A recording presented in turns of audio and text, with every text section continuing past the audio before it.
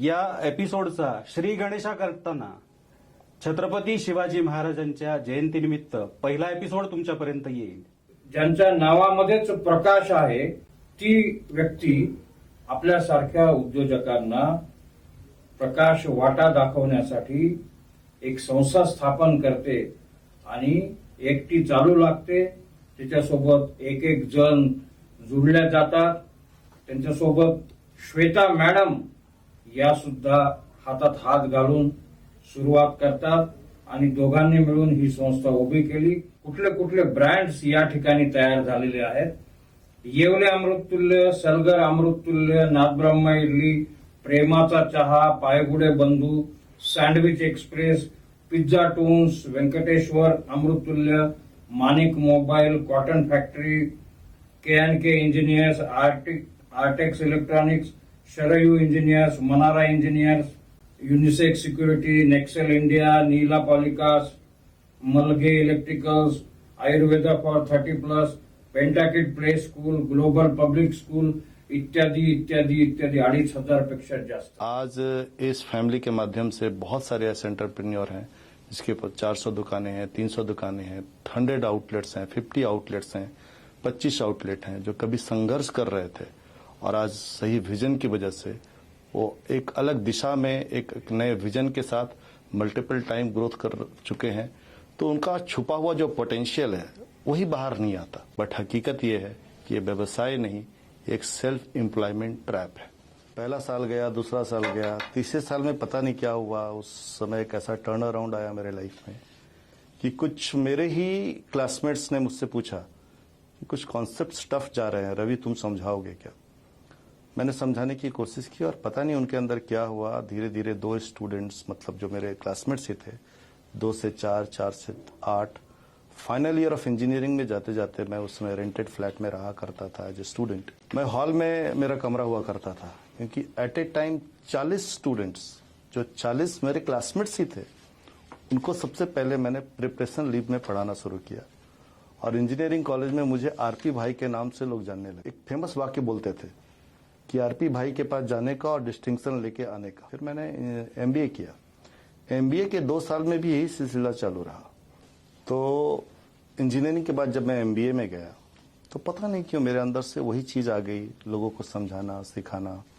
और मेरे क्लासमेट्स, वहाँ पे भी जब मैं अपने क्लासमेट्स को समझाता था कोई कॉन्सेप्ट, तो वहाँ पे भी 10-12 मेरे ही क्लासमेट आते थे एज ए स्टूडेंट. और वहाँ पे मुझे गुरु के नाम से जाना जाने लगा. बिजनेस में जब आप कर्ज में डूब जाते हो तो दोस्त साथ छोड़ देते हैं, रिश्तेदार साथ छोड़ देते हैं, जान पहचान वाले लोग फोन उठाना बंद कर देते हैं. कुछ एक्सट्रीम केसेज ऐसे थे कि घर वाले लोग भी साथ छोड़ के चले जाते थे. ऐसे भी केसेज आए. आज मुझे बहुत खुशी है कि सारे लोग आज स्टेबल हैं, अच्छा बिजनेस कर रहे हैं. इसीलिए वो जो 2015-14 अप्रैल को हमने अम्बेडकर जयंती के दिन शुरू किया, उसके पीछे एक ही इंटेंशन था कि ये जो क्लास है, कंफ्यूज्ड है, दिशाहीन है, इसको नई दिशा दी जा सके और इनके अंदर का हिडन पोटेंशियल बाहर आ सके. तेव्हा जाग जरा तू, भानावर ये आज जरा तू, खूप चाललास वाट तमाची. तमाची म्हणजे अंधाराची. खूप चाललास वाट तमाची, प्रकाश वाटा चाल जरा तू, प्रकाश वाटा चाल जरा तू. प्रत्येक व्यक्तीमध्ये प्रतिभेचा एक राजहंस दडलेला असतो. म्हणजे आईन्स्टाईन म्हणतो एव्हरीबडी जिनियस. त्या राजहंसाला शोधून, त्याला बाहेर काढून, त्याला खुलवून, त्याला फुलवून, त्याला झुलवून जो त्या प्रतिभेचं रूपांतर प्रतिमेमध्ये करतो, तोच आपल्या जीवनामध्ये विजेता म्हणजे खरा कर्मयोद्धा बनतो. नमस्कार, मी निखिल भातांब्रेकर. मी एक उद्योजक आहे आणि गेल्या 27 वर्षापासून कर्मयोद्धा प्रतिष्ठान या संस्थेच्या अंतर्गत विविध शैक्षणिक सामाजिक उपक्रम राबवत बालक आणि पालक यांना समर्थ करण्याचं कार्य करीत आहे. अमायलोज मीडिया प्रस्तुत बिझनेस कलायडोस्कोप कथा उद्योजकांच्या ज्या खरे अनुभव, खरे संघर्ष आणि खरे धडे देणाऱ्या या पॉडकास्टची सुरुवात आज शिवजयंतीच्या शुभ मुहूर्तावर आपण करत आहोत. आणि या पॉडकास्टमध्ये माझ्यासोबत आहेत आयकॉनिक पब्लिकेशनचे सर्वेसर्वा रंगरेषाचे संचालक सन्माननीय श्री निलेश महाजन साहेब. आपण त्यांच्याकडून जाणून घेऊयात या पॉडकास्टची सुरुवात करण्याची प्रेरणा आणि उद्देश काय आहे. नमस्कार मित्रांनो, या पॉडकास्टमध्ये मी आपलं सर्वांचं स्वागत करतो. अमायलोस प्रस्तुत बिझनेस कलायडोस्कोप हा पॉडकास्ट आज याचा पहिला एपिसोड आहे. मुळात हा एपिसोड सुरू होण्याच्या आधी हा जो चॅनल आम्ही सुरू केला आहे, तर यामागे या सगळ्या टीमची आमची काय भूमिका आहे हे आधी सांगतो. आत्ताच सरांनी सांगितलं की प्रतिभेचं प्रतिमेमध्ये रूपांतर करण्यासाठी प्रत्येक उद्योजक झगडत असतो. त्याच्यात मुळात ज्या क्षमता असतात त्या समाजासमोर येण्यासाठी प्रयत्न करत असतो आणि हे सगळं करत असताना कुठेतरी तो अंधारात जातो आणि तिथून बाहेर यायचं असेल, पुन्हा प्रकाशित व्हायचं असेल, प्रकाशमान व्हायचं असेल, तर त्याला काही गोष्टी कराव्या लागतात, काही धाडसी निर्णय घ्यावे लागतात. त्याला व्यवसायामध्ये येऊन वेगवेगळ्या टप्प्यांवर वेगवेगळे अनुभव घ्यावे लागतात आणि हे अनुभव घेता घेता तो स्वतः शिकत असतो, बिझनेस बिल्ड करत असतो. तर हा सर्व प्रवास आपल्यासारख्या उद्योजकांपर्यंत आणण्यासाठी या पॉडकास्टची निर्मिती होते.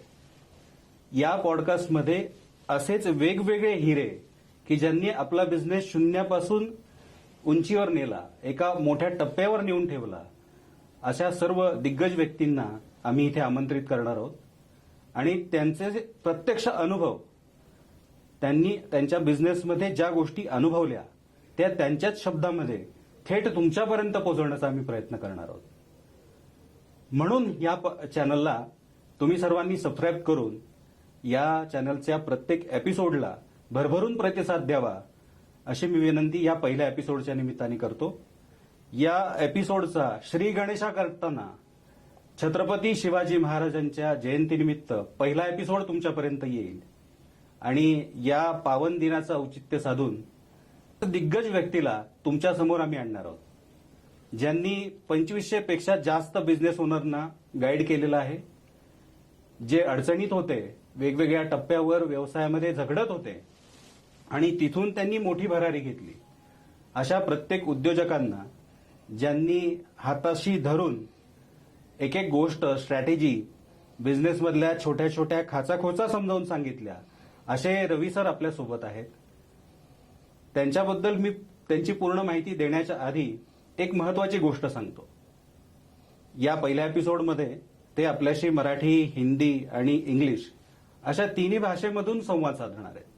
कारण याच्यामागे मेन भूमिका अशी आहे, विविध भाषेतील व्यवसाय करणाऱ्या व्यक्तींना हा पॉडकास्ट रिलेट व्हावा. आपल्या देशामध्ये दरवर्षी 20 लाख पेक्षा जास्त नवीन व्यवसाय सुरू होतात. या कालावधीमध्ये पहिल्या वर्षामध्ये किंवा पहिल्या 3 वर्षामध्ये अनेक उद्योग बंद पडतात. हार्वर्ड युनिव्हर्सिटीने केलेल्या एका रिपोर्टनुसार त्याच्यामध्ये सांगण्यात आलेलं आहे की 70 ते 80% उद्योजक व्यावसायिक पहिल्या 3 वर्षामध्ये आर्थिकदृष्ट्या संघर्ष करायला चालू होतात. तुम्ही तुमच्या आजूबाजूला असलेल्या शॉपिंग कॉम्प्लेक्समध्ये जाऊन बघितलं तर तुमच्या लक्षात येईल की दुकानं तीच असतात, शटर तीच असतात, पण वरच्या पाट्या मात्र बदललेल्या असतात. आणि या अनुभवावरून तुमच्या लक्षात येईल की 10 पैकी 8 उद्योजक आर्थिकदृष्ट्या स्ट्रगल करतात, वेदना सहन करतात, त्रास सहन करतात आणि मग शेवटी ते बंद पडतात. हे असं का होतं?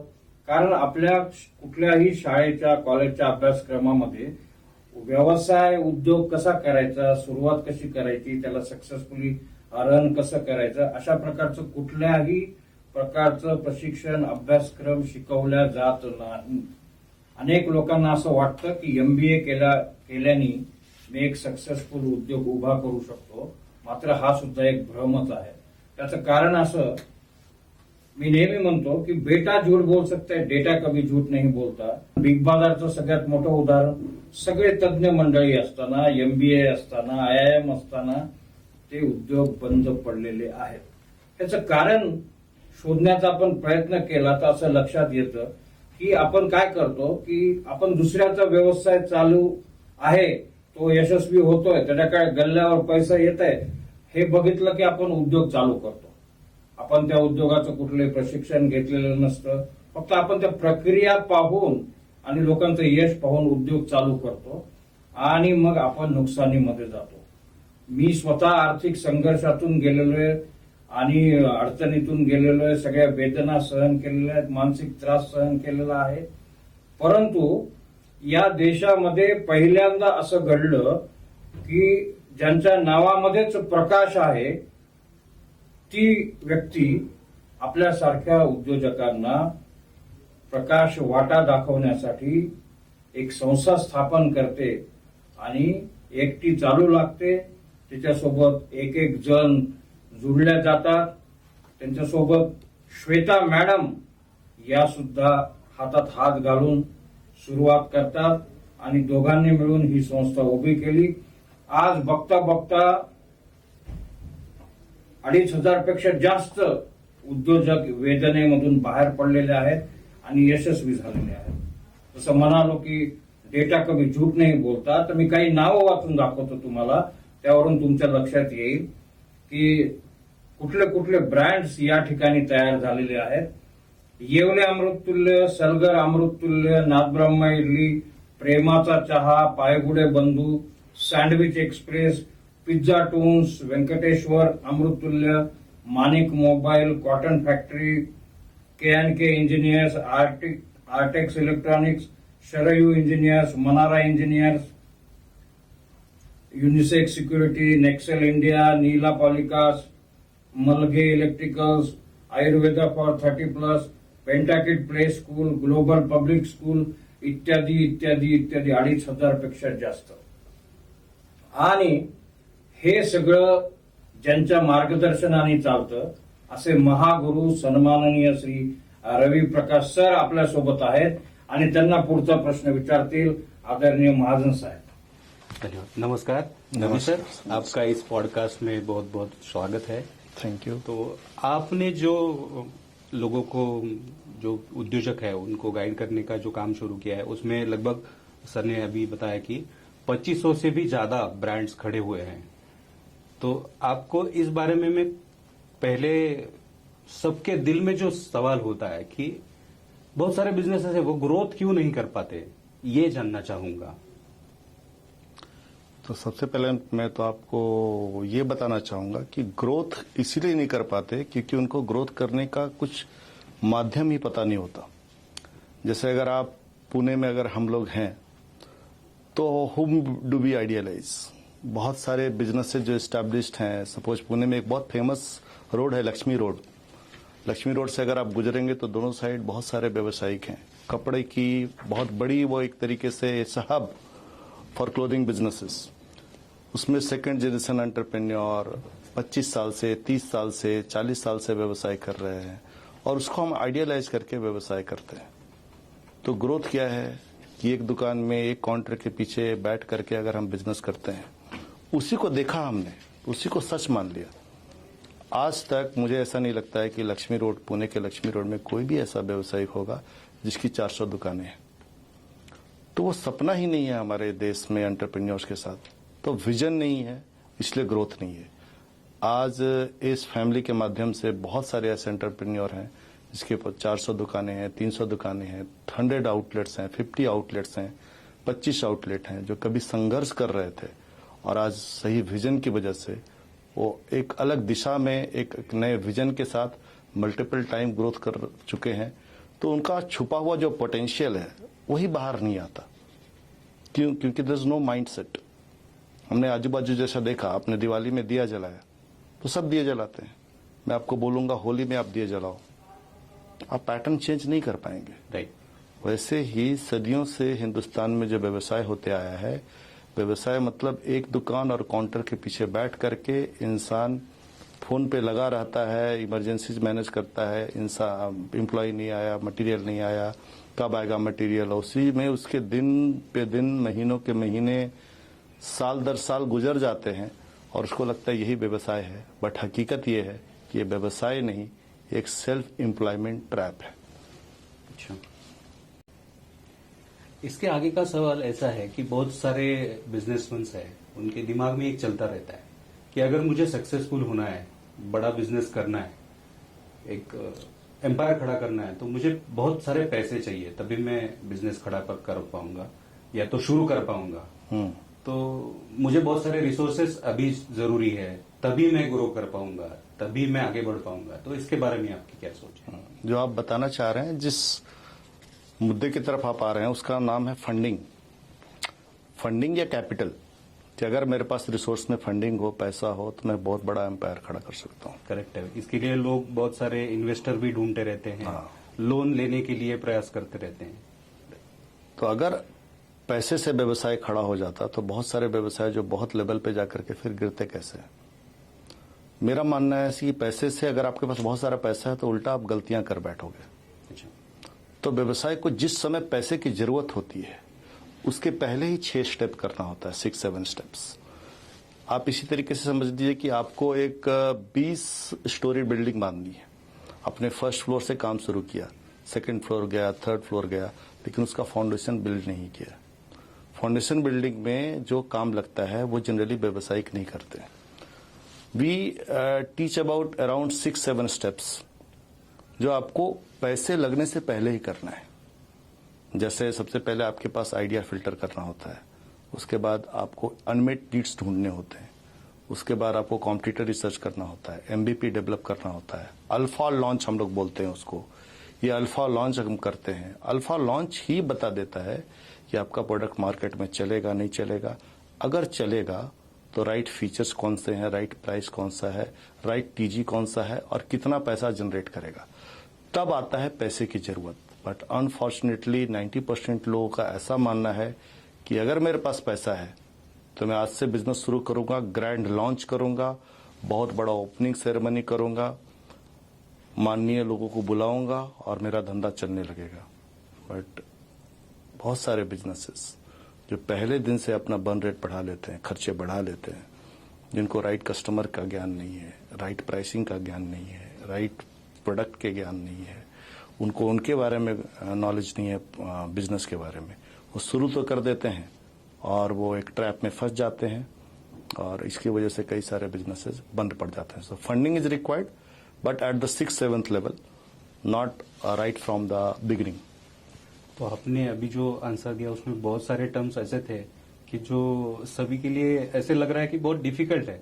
तो ये मतलब ये पढ़ना, ये सीखना सभी उद्योजकों के लिए इजी होगा या डिफिकल्ट लग रहा है? नहीं, ये बहुत आसान, ये टर्मिनोलॉजीज है, पहली बार आप सुन रहे हैं इसलिए आपको टफ लग रहा है।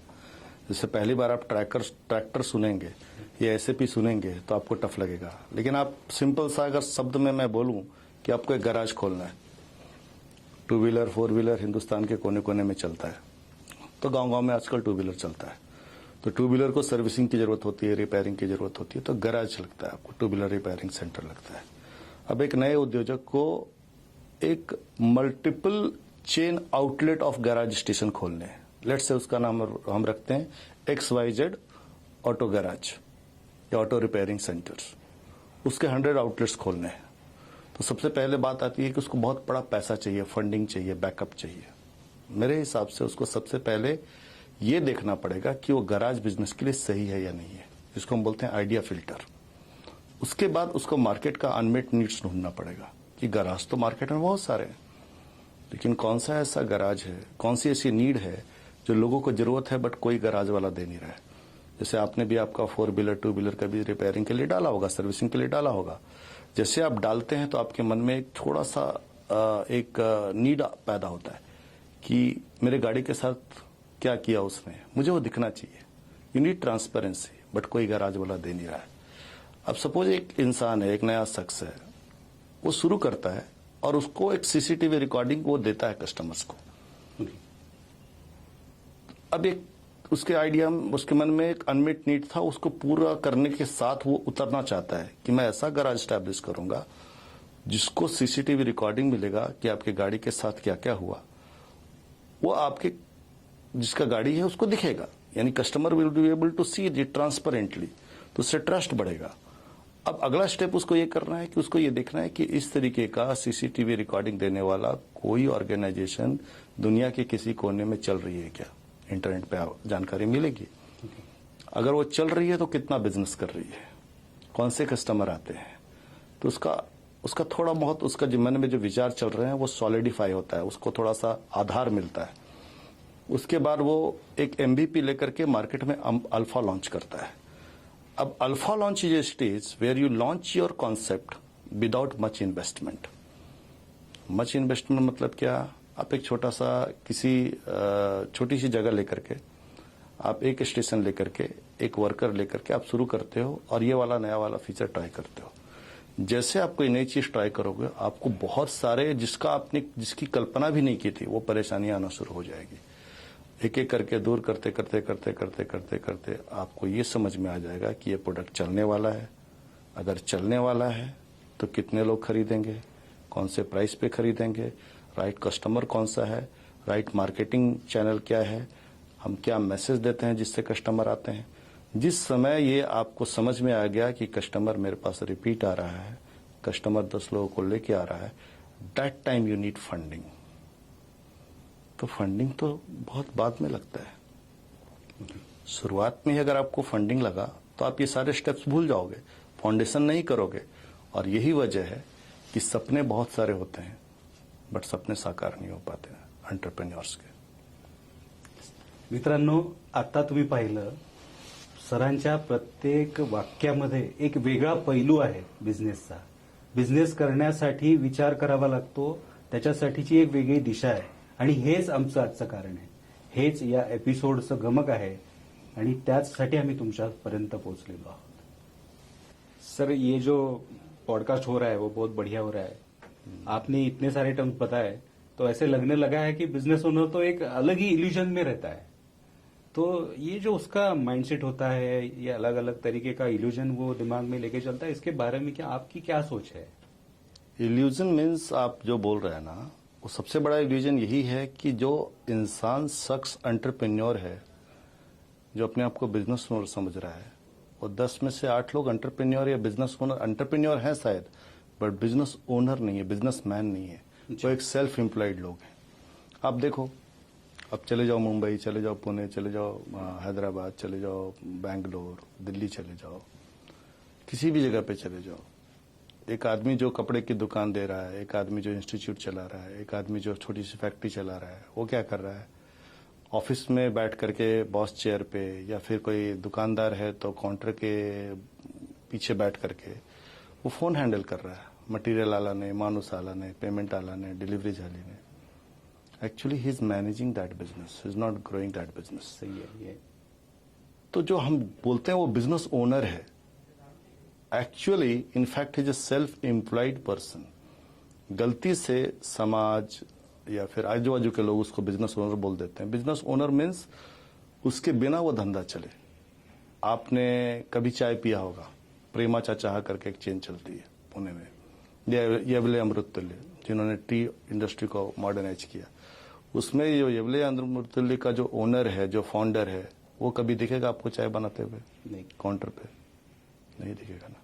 तो बिजनेसमैन वो है जिसके प्रेजेंस के बिना वो बिजनेस चलता है, और सेल्फ एम्प्लॉयड वो है जो खुद वहां पे दिखता है, खुद कस्टमर से बात करता है, खुद एम्प्लॉय को रिक्रूट करता है, खुद कस्टमर के प्रॉब्लम्स को सॉल्व करता है, खुद पेमेंट के लिए फॉलोअप करता है। और उसी अवस्था में ज्यादातर लोग हैं। That is the biggest illusion for business owners today. तो इस इल्यूजन में से आपने इतने सारे उद्योजकों को बाहर निकाला है। 2015 से आप उनको बिजनेस के बारे में सिखा रहे हैं, पढ़ा रहे हैं।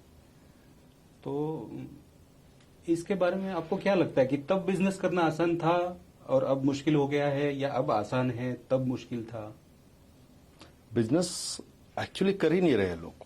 लेकिन अगर मैं देखूं कि बिजनेस करना उस समय आसान था या आज आसान है या उस समय डिफिकल्ट था, अगर हम टाइम फ्रेम की बात करें तो जितना ज्यादा मार्केट में ऑप्शंस मिलेंगे उतना ज्यादा कंफ्यूजन बढ़ेगा। कंफ्यूजन इन द सेंस, आप एक रास्ते से जा रहे हो, आप एक चौक पे आ गए, आपको 4 रास्ते हैं, you don't know which is the correct path. आपको मुंबई के लिए निकलना है तो 4 ही ट्राई करोगे, आप कुछ दूर जाओगे, वापस आ जाओगे। लेकिन अगर 40 रास्ते हैं और आपको बिल्कुल पता नहीं है कि कौन सा रास्ता आपको मुंबई लेके जाएगा, तो आपके दिमाग में कन्फ्यूजन और ज़्यादा हो जाएगा। तो समय के साथ साथ नई टेक्नोलॉजी जैसे ही आती है, नई अपॉर्चुनिटी जैसे मार्केट में आती है, कन्फ्यूजन बढ़ता है, और इस कन्फ्यूजन को जो क्लैरिटी में बदल दे उसे ही साइंस बोलते हैं। वहाँ पे कुछ साइंटिफिक मॉडल्स ऐसे हैं जो आपको क्लैरिटी के साथ, कॉन्फिडेंस के साथ आप अपने जीवन में, अपने बिजनेस में जो भी कदम उठाएंगे विथ कॉन्फिडेंस उठाएंगे और वो आप मंजिल तक आसानी से पहुंच जाएंगे। येस मित्रांनो, क्लॅरिटी हा शब्द खूप वेळा येतोय सरांच्या बोलण्यामध्ये. आपण मॉडेल हा शब्द पण ऐकतोय. या सगळ्याबद्दल आपण अधिक जाणून घेऊ, पण त्याआधी हा जो आपला खास पॉडकास्ट आहे, या पॉडकास्टमध्ये जे गेस्ट आले त्या दमदार व्यक्तिमत्वाबद्दल काही गोष्टी तुम्हाला सांगतो. रवी प्रकाश सरांनी 26 विषय शिकवलेले आहेत, 5 विद्यापीठांमध्ये शिकवलेलं आहे आणि 16 MBA कॉलेजेसमध्ये त्यांनी टीचिंग केलं आहे. एवढं नॉलेज आणि एवढा एक्सपिरियन्स असलेली व्यक्ती आज आपल्या पहिल्या पॉडकास्टला मिळालेली आहे. हजारो विद्यार्थी, व्यावसायिक यांना घडवण्याचं काम सरांनी केलेलं आहे. आणि यांचं आणखी एक विशेष गोष्ट म्हणजे जेव्हा सर स्टेजवर उभे राहतात तर त्यांचा दमदार आवाजाने व्यावसायिकांच्या थेट मनाला साथ घातली जाते.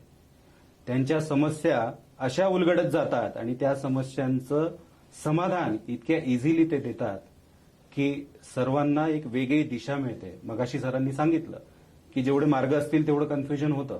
अशा वेगवेगळ्या दिशा शोधण्याचं काम हा एपिसोड तुम्हाला नक्की याच्यामध्ये मदत करेल असं मला वाटतंय. या एपिसोडला पुढे नेण्याच्या आधी मी माझे को होस्ट निखिल भातांब्रेकर सर यांच्याबद्दल तुम्हाला ओळख करून देतो.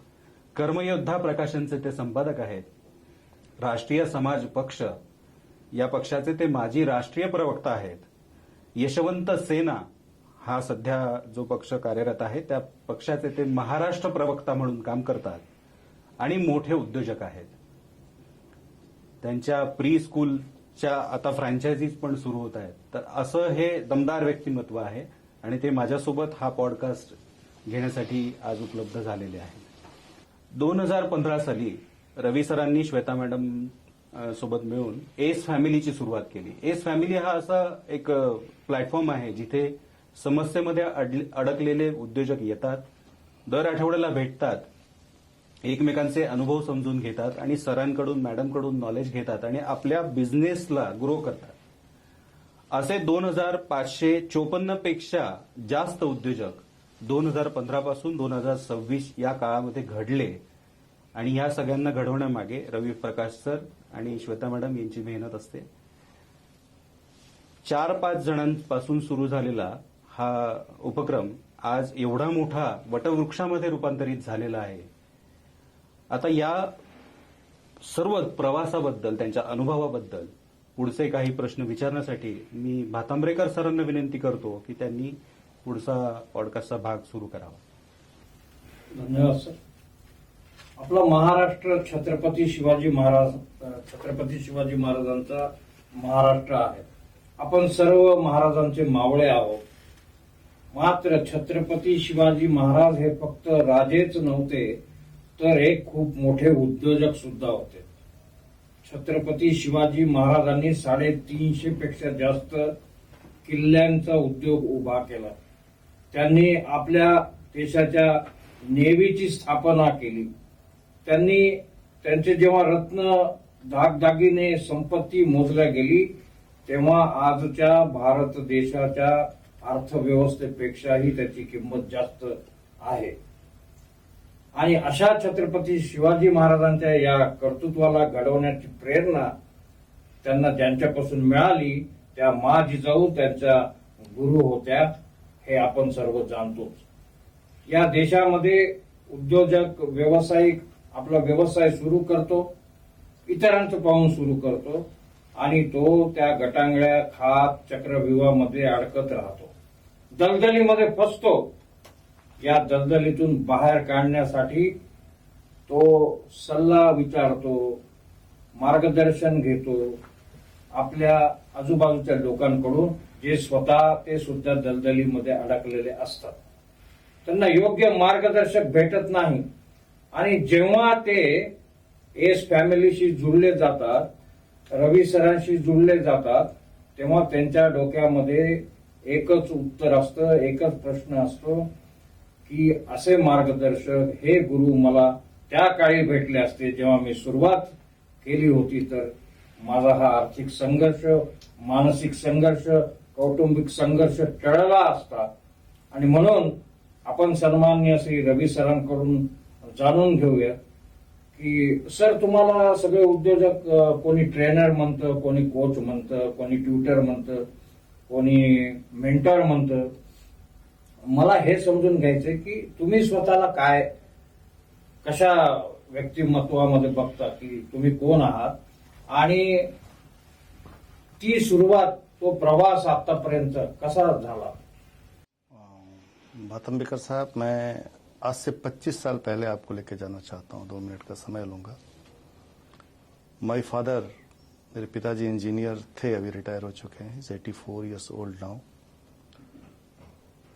उनकी मतलब शुरुआत से इच्छा थी कि मैं इंजीनियर बनूं, तो उन्होंने मुझे एक इंजीनियरिंग कॉलेज में एडमिशन करवा दिया, पुणे में भारतीय विद्यापीठ कॉलेज ऑफ इंजीनियरिंग कात्रज में है, आपको पता होगा.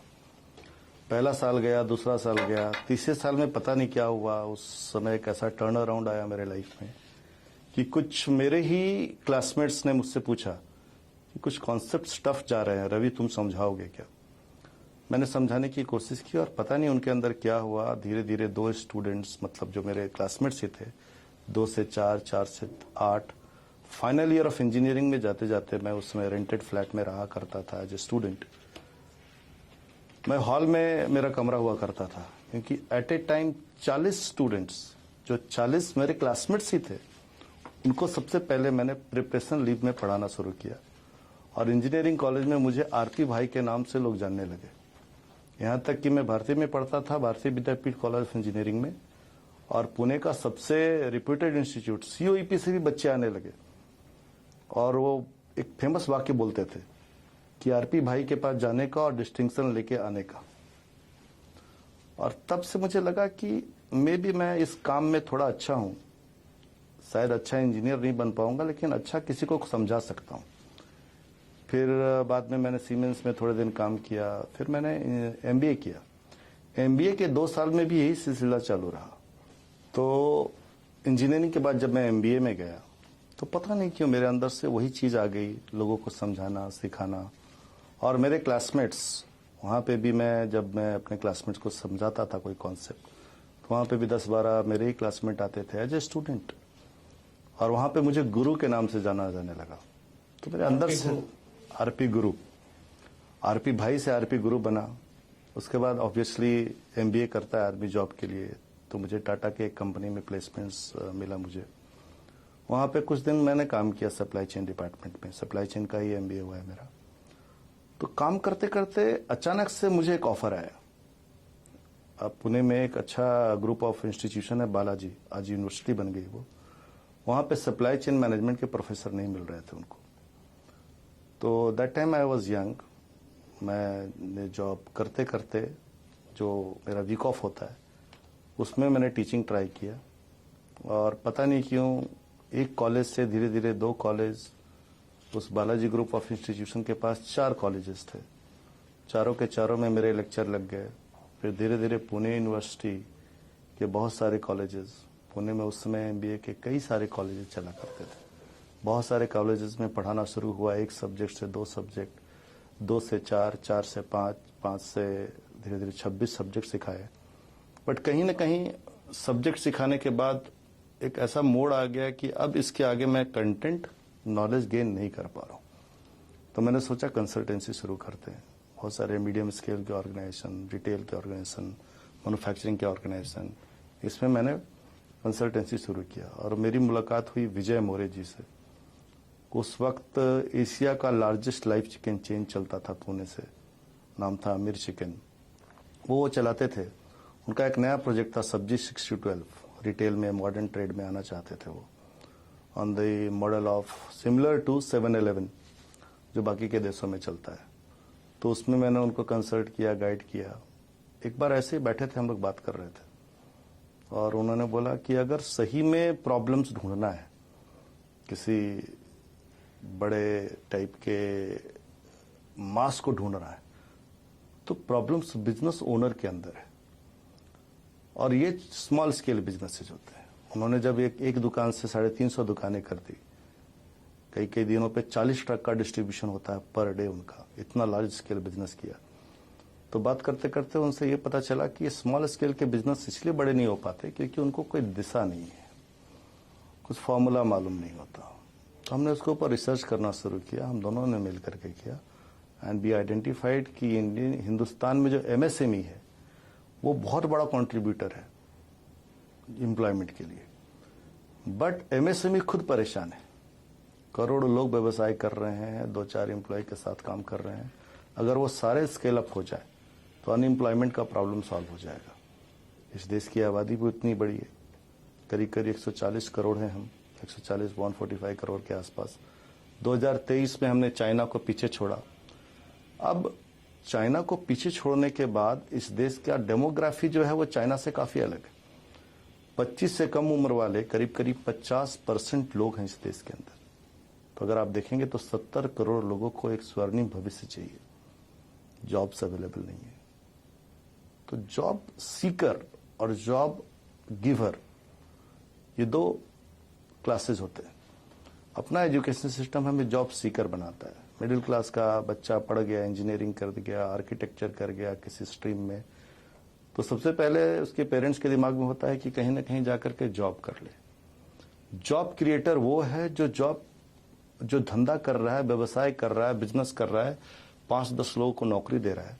अगर उसका व्यवसाय स्केल अप हो जाता है तो 50 को देगा, 100 को देगा। तो इस नोबल इंटेंशन के साथ हम लोगों ने कुछ मॉडल पे रिसर्च किया, कुछ जगह टेस्ट किया।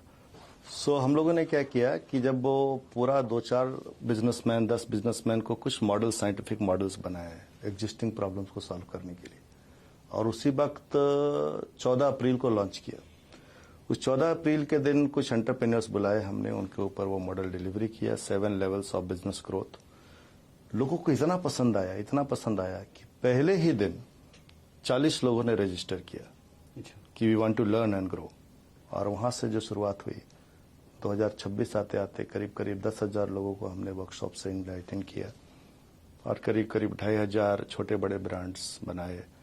बहुत सारे लोग ऐसे भी आए जो कहीं न कहीं सुसाइड करने का सोच रहे थे, तकलीफ में थे, परेशानी में थे, संघर्ष कर रहे थे। कुछ लोग तो ऐसे भी आए जिनको घर वालों ने साथ छोड़ दिया था। बिजनेस में जब आप कर्ज में डूब जाते हो तो दोस्त साथ छोड़ देते हैं, रिश्तेदार साथ छोड़ देते हैं, जान पहचान वाले लोग फोन उठाना बंद कर देते हैं। कुछ एक्सट्रीम केसेज ऐसे थे कि घर वाले लोग भी साथ छोड़ के चले जाते थे। ऐसे भी केसेज आए। आज मुझे बहुत खुशी है कि सारे लोग आज स्टेबल हैं, अच्छा बिजनेस कर रहे हैं। इसीलिए वो जो 2015-14 अप्रैल को हमने अम्बेडकर जयंती के दिन शुरू किया, उसके पीछे एक ही इंटेंशन था कि ये जो क्लास है, कंफ्यूज्ड है, दिशाहीन है, इसको नई दिशा दी जा सके और इनके अंदर का हिडन पोटेंशियल बाहर आ सके। इसके लिए हमने शुरू किया। तो ये जो शुरुआत हुई आपकी, ये किस आइडेंटिटी के साथ हुई और इसका मेन मकसद क्या था जो आपने सोच रखी कि इस उद्देश्य से मैं इस संस्थान का निर्माण कर रहा हूं? तो ये इसके बारे में थोड़ा बताइए। मैंने करीब करीब जब MBA कॉलेज में जब पढ़ाता था मैं, तो पुणे यूनिवर्सिटी के करीब करीब 20 कॉलेजेस में मैंने सिखाया है as a visiting faculty, as an adjunct professor. मैंने देखा है बच्चों को, 20 साल का बच्चा, 22 साल का बच्चा, 23 साल का बच्चा, उसके पेरेंट्स अपनी जमीन गिरवी रख करके, अपने घर को गिरवी रख करके, बैंक से कर्ज लेकर के बच्चों को भेजते हैं MBA करने के लिए, just to get some job. But unfortunately jobs नहीं मिलता कई लोगों को। स्पेशली पुणे यूनिवर्सिटी एक सब्सिडाइज्ड, एक कम फीस में चलने वाली प्रोग्राम्स को चलाते हैं पुणे यूनिवर्सिटी के MBA कॉलेजेस। जॉब सबको मिलता नहीं है, स्ट्रगल होता है। एट द सेम टाइम उनके अंदर कैपेबिलिटी है कि वो जॉब सीकर नहीं, जॉब क्रिएटर बने। अब एक इंसान जो खुद जॉब ढूंढ रहा है और एक इंसान जो खुद 10 लोगों को जॉब दे रहा है, तो इस देश को जरूरत है जॉब क्रिएटर की। और उस उद्देश्य के साथ कि इंडिया में अनएम्प्लॉयमेंट का प्रॉब्लम सॉल्व हो, the mindset of job seeker to job creator बने। और उसके लिए हमने ये शुरू किया। बिजनेसमैन जो कर रहे हैं, बिजनेस के प्रोफेशन में आ गए, सेल्फ एम्प्लॉयड ही हैं वो स्केल अप कर सकें, उनका संघर्ष दूर हो, उनको फाइनेंशियल फ्रीडम मिल सके, टाइम फ्रीडम मिल सके, अपनी पहचान बना सके, अपनी आइडेंटिटी बना सके, अपने सपनों को पूरा कर सके। इस देश में एक धारणा है, मध्यम वर्गीय कुटुंबियांसाठी व्यवसाय नहीं, मतलब मिडिल क्लास का इंसान व्यवसाय नहीं कर सकता। आज मुझे बहुत खुशी है कि जितने भी हमारे यहाँ से ब्रांड बने, ये ज्यादा से ज्यादा सबके सब मध्यम वर्गीय कुटुंब के लोग ही हैं, मिडिल क्लास फैमिली से आते हैं। बट उन्होंने अपनी एक पहचान बनाई, एक ब्रांड बनाया, और कई सारे लोग, कुछ 2x 3x, कई लोग 1000x, कई लोगों को अवार्ड मिला, महाराष्ट्र रत्न अवार्ड मिला, कई लोग अपने एरिया में नंबर 1 प्लेयर बन गए, कई लोगों ने फ्रेंचाइजी देना शुरू किया, कई लोग ऐसे हो गए जिन्होंने मोस्ट ब्रांड वांटेड फ्रेंचाइजी बनाया। कई लोग ऐसे हैं हमारे इस फैमिली में जिन्होंने अपने बच्चों को बोला था कि आपको बिजनेस में नहीं आना है, MBA करवा रहे थे, कहीं जाके जॉब करेगा। अब उनकी माइंडसेट चेंज हुई, आज उनके बच्चे भी उस व्यवसाय को कर रहे हैं और कई लोगों को जॉब्स दे रहे हैं। तो job seeker to job creator, that is what we wanted to do. अगर आप ये जॉब क्रिएशन का मिशन चालू नहीं करते तो इसके क्या दुष्परिणाम हमारे समाज के ऊपर होते, देश में होते? दुष्परिणाम तो आज भी हो रहा है। हमारा तो एक छोटा सा प्रयास है जो अभी पुणे में सीमित है। दुष्परिणाम आज भी है। अगर एक यूथ जिसके अंदर एनर्जी है, उसको जॉब नहीं है, वो खाली बैठा हुआ है, तो क्या करता है? वो तोड़फोड़ करता है, उसकी एनर्जी गलत दिशा में डाइवर्ट हो जाती है, उसके मन में हताशा निराशा आ जाती है, उसको लगता है जिंदगी जीने का कोई फायदा नहीं है, फिर वो गलत रास्तों में चला जाता है। इससे society at a large has problems. अभी आपके बाजू में देश देख लीजिए, अपना नेपाल में जो हुआ, बांग्लादेश में हुआ, बड़े बड़े, मतलब दिस इज ए कंट्री का एक मैं एग्जांपल दे रहा हूं, जहां पे यूथ ने अगर चाहा तो दे कैन डू एनीथिंग। तो ये जो अवस्था है, ये अवस्था तब पैदा होती है जब देश में बड़े लेवल पे बेरोजगारी हो, यूथ को दिशा नहीं हो। तो कहीं ना कहीं मुझे लगता है इस देश को जरूरत है उद्योग क्रांति की। मिडिल क्लास के बच्चे बिजनेस में आने चाहिए। साइंटिफिकली अगर हम बिजनेस करें तो बिजनेस इतना रिस्की नहीं है। इनफैक्ट बिजनेस में जो पोटेंशियल है वो शायद जॉब में नहीं है। हा एपिसोड एंड करताना मी सगळ्यात आधी रवी सरांचे खूप खूप आभार मानतो. इतका बिझी शेड्यूल, त्यांचं मेंटॉरिंग, त्यांचे सगळे वर्कशॉप हे सगळं असताना सुद्धा ते या पॉडकास्टला आले आणि एवढ्या वेगवेगळ्या गोष्टींवर त्यांनी आपल्याला नॉलेज दिलं. स्ट्रगल असेल, क्लॅरिटी असेल, बिझनेसमधल्या वेगवेगळ्या टप्प्यांबद्दल आपण खूप गोष्टींबद्दल अगदी ओझरता स्पर्श आज केलेला आहे. माझ्याकडे सरांकडे प्रश्न खूप सारे होते, पण वेळेअभावी ते सगळेच प्रश्न आम्ही त्यांना विचारू शकलो नाही. या निमित्ताने मी सरांना विनंती करतो की या विषयावर पूर्ण सिरीज आपण या पॉडकास्टमध्ये आणूया, पण याच्यासाठी तुम्हाला 1000 कमेंट्स या एपिसोडला तुम्हाला द्यावे लागतील. जर ते तुम्ही केलं तर आम्ही सरांना विनंती करू आणि या विषयावर पूर्ण सिरीज तुमच्यासाठी आणू. हा एपिसोड, हा पॉडकास्ट सक्सेसफुली होण्यासाठी अमायलोज मीडिया यांनी जे काही अरेंजमेंट केल्या, सगळ्या टीमनी जे एफर्ट्स घेतले, त्या सगळ्यांचे मी आभार मानतो. माझे को होस्ट निखिल भातांब्रेकर सर, त्यांनी इतक्या छान पद्धतीने हा पॉडकास्ट करण्यासाठी मला हेल्प केली, त्यासाठी त्यांचे आभार मानतो. श्वेता मॅडम आणि बाकी सगळी टीम ज्यांनी एस फॅमिली बद्दल माहिती देऊन आम्हाला गाईड केलं, अमायलोसच्या सगळ्या ऍक्टिव्हिटीज करण्यासाठी गाईड केलं, त्यांचे सगळ्यांचे आभार मानतो. आणि विशेषतः तुमचे आभार मानतो, कारण पहिला एपिसोड असून सुद्धा तुम्ही अजूनपर्यंत हा एपिसोड बघताय, याच्यासाठी तुमचे विशेष आभार मानतो. थँक्यू. भेटूया पुढच्या एपिसोडमध्ये असाच एक विषय घेऊन, असाच एक दर्दी व्यावसायिक, उद्योजक, यशस्वी व्यक्ती घेऊन आणि वेगळा विषय घेऊन. धन्यवाद. पुन्हा भेटूया. थँक्यू. उद्योजक बंधू भगिनींनो, हा पॉडकास्ट खास तुमच्यासाठी बनवलेला आहे. तुम्हाला भ्रांतीपासून क्रांतीपर्यंत नेण्यासाठी बनवलेला आहे. तुम्हाला तुमच्या व्यवसायामध्ये, उद्योगामध्ये, व्यापारामध्ये रोज ज्या अडचणी येतात, अडथळे येतात, प्रश्न उभे राहतात, समस्या पडतात, आव्हानं येतात, त्या सर्व प्रश्नांची उत्तरं, सोल्युशन, उपाय, तोडगे आपल्याला सरांकडून घ्यायचे आहेत. त्यामुळे आपण 1, 2, 3 असे एपिसोड बनवत जाणार आहोत. त्यासाठी मात्र तुमचे प्रश्न, समस्या, अडचणी आम्हाला कळणं गरजेचं आहे. म्हणून मी तुम्हाला विनंती करतो की तुम्ही कॉमेंट्समध्ये तुम्हाला तुमचा व्यवसाय करताना काय काय अडचणी येतात त्या मांडा. तिथे आपण ते प्रश्न, समस्या सरांपर्यंत घेऊन जाऊ, त्यांच्याकडून उपाय शोधू आणि पुढच्या एपिसोडमध्ये मांडू. त्यासाठी तुम्हाला आणि तुमच्या मित्रांना जगामध्ये जिथे जिथे उद्योजक आहेत, मराठी उद्योजक, हिंदी उद्योजक किंवा तुमच्या भाषेतील जे कोणी असतील त्यांच्यापर्यंत हा चॅनल पोहोचवा, हा पॉडकास्ट पोहोचवा. त्यासाठी सगळ्यात प्रथम तुम्ही स्वतः अगोदर लाईक करा, सबस्क्राईब करा आणि कॉमेंट करायला विसरू नका. आवडला असेल तर नक्की प्रतिक्रिया द्या. जय हिंद, जय महाराष्ट्र, छत्रपती शिवाजी महाराज की जय, भारत माता की जय, वंदे मातरम. धन्यवाद.